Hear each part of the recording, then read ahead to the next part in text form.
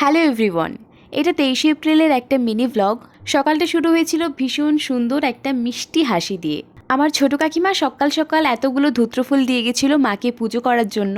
ফুলগুলো বাড়িতে রেখে দিয়েই আমি একটু বাগানে এসেছিলাম, কারণ আজকে সকালে হতে চলেছে ভীষণ স্পেশাল একটা ব্রেকফাস্ট। তাই জন্য মা আমাকে বলেছে যে বাগান থেকে কারি পাতা তুলে আনতে। বাড়িতে এসে আমরা চা খেতে বসে গেছি, তার সাথে সাথেই মা একটু পরে দিয়ে দিয়েছিল চিড়ের পোলাও। আজকে সকাল থেকেই আমরা সবাই ভীষণ তাড়াহুড়োর মধ্যে আছি, কারণ ভোট দিতে যেতে হবে। এই ভোট করে প্রায় দুটো ভিডিও অলরেডি আমি শেয়ার করে ফেললাম, তবে ভোটের দিনের এটাই লাস্ট ভিডিও।